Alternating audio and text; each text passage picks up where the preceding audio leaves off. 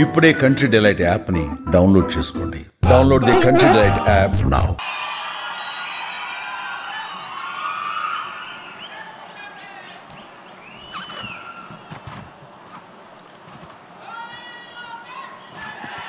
అమరావతి నమో నమః. అమరావతి నమో నమః. అమరావతి నమో నమః.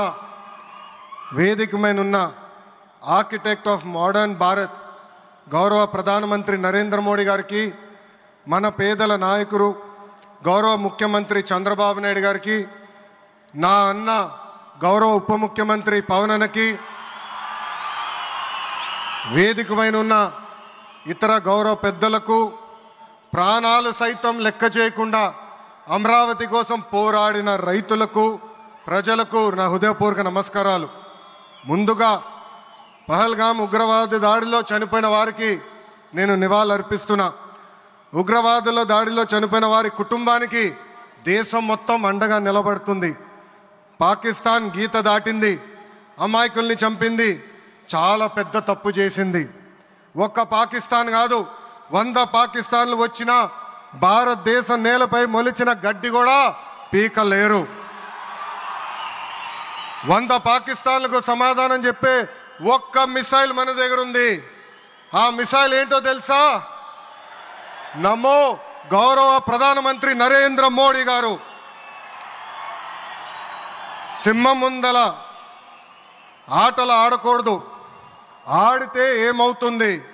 మన సింహం నమో కొట్టే దెబ్బకి వరల్డ్ మ్యాప్లోనే పాకిస్తాన్ అని మిస్సింగ్ రావటం ఖాయం. ఈరోజు పాకిస్తాన్ ఆర్మీలో పనిచేసేవారు కొంతమంది రాజీనామా చేశారు, కొంతమంది సెలవులు పెట్టిపోయారు. దట్ ఈస్ మన నమో. నమో కొట్టే దెబ్బకి పాకిస్తాన్ దిమ్మ తిరుగుతాం ఖాయం. ఈరోజు నేను గర్వంగా చెప్పగలుగుతున్నా, ఎంటైర్ నేషన్ స్టాండ్స్ విత్ మన నమో. కేంద్రం ఈరోజు కులగణన చేయాలన్న నిర్ణయం తీసుకుంది. ఇది ఒక నిర్ణయం కాదు, ఇది ఒక సంచలనం. Where others hesitated for decades, Namo acted, rewriting history with courage. True to his commitment to empower the marginalized and deprived, Namo's bold stroke will deliver social justice in its truest form. నమో గారికి ఆంధ్రప్రదేశ్ అన్న, అమరావతి అన్న ఎంతో ప్రేమ. ఇప్పుడు ఆయన ఢిల్లీలో ఎంత బిజీగా ఉన్నారో మనందరూ తెలుసు. ఆయన ఈ కార్యక్రమానికి వచ్చారు. 2024 ఎన్నికల్లో ప్రజలు ఎన్డీఏ ప్రభుత్వానికి 94 సీట్లు గెలిపించారు. అందుకే మన ప్రధాని నమో గారు ఆంధ్రప్రదేశ్ కోరిన అన్ని కోరికలు తీరుస్తున్నారు. మొన్నే విశాఖపట్నానికి వచ్చి railway zone, NTPC green project, Nakkapalli bulk drug పార్క్కి నిధులు కేటాయించారు. ఏకంగా విశాఖపట్నం ఉక్కు ఫ్యాక్టరీని కాపాడారు. ఇప్పుడు అమరావతికి వచ్చి నిధులే కాదు పనులు కూడా ప్రారంభించబోతున్నారు. మనం ఒకసారి గతం కూడా గుర్తు చేసుకోవాలి. 2014లో రాష్ట్ర విభజన జరిగింది. కట్టుబట్టలతో మెడబట్టి మన బయటికి గెంటేశారు. ఎక్కడి నుంచి పరిపాలించాలో తెలియని పరిస్థితి. కానీ మన సిబిఎన్ గారికి సంక్షోభాలు కొత్త కాదు. ఒక పక్కన సంక్షేమం, మరో పక్కన అభివృద్ధి చేసి చూపించారు. అందరి ఆమోదం తెలిపిన తర్వాతనే అమరావతి రాజధానిగా ప్రకటించారు. రైతులు చేసిన త్యాగం వల్ల ఈరోజు అమరావతి ఏర్పడింది. ఒకే రాజధాని, అభివృద్ధి వికేంద్రీకరణ అనే ఎజెండాతో మన ప్రభుత్వం ముందరికెళ్ళింది.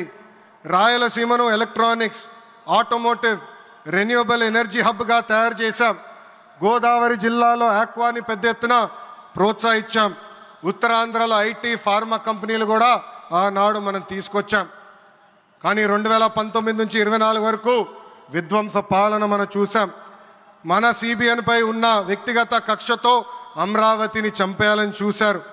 ఒక్క ఇటుక కూడా పెట్టకుండా 3 రాజధానులంటూ 5 సంవత్సరాలు గడిపేశారు. 8 ఏళ్ల పిల్లోడి దగ్గర నుంచి 80 సంవత్సరాల వృద్ధుడి వరకు జై అమరావతి అంటూ జెండా బతుకుని రోడ్డు పైకి వచ్చి ధర్నాలు చేస్తాం, పోరాటాలు చేస్తాం మనందరం చూసాం. జై అమరావతి అన్నందుకు రైతులకి సంఖ్యలు వేశారు. జై అమరావతి అన్నందుకు మహిళా రైతుల్ని పోలీస్ బూటులతో తన్నిచ్చారు. జై అమరావతి అన్నందుకు రైతుల్ని ఏకంగా పేడ్ ఆర్టిస్టులు అన్నారు. ఎన్ని అరాచకాలు చేసినా అమరావతి రైతులు తగ్గేదే లేదన్నారు. 1631 రోజుల పాటు అమరావతి ఉద్యమం కొనసాగింది.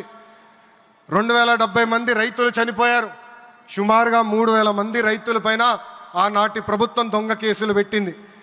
ఎన్ని కుట్రలు చేసినా జై అమరావతి అన్న నినాదం ఆపలేకపోయారు. అయినా ఆపేదానికి పీకేదానికి అమరావతి ఎవరో ఇంట్లో పెంచుకున్న మొక్క కాదు, జనం గుండెల్లో దాచుకున్న ప్రజా రాజధాని. సుమన్ టీవీలో మీ పర్సనల్ అండ్ బిజినెస్ ప్రమోషన్స్ కోసం కింది నెంబర్కి కాంటాక్ట్ చేయండి.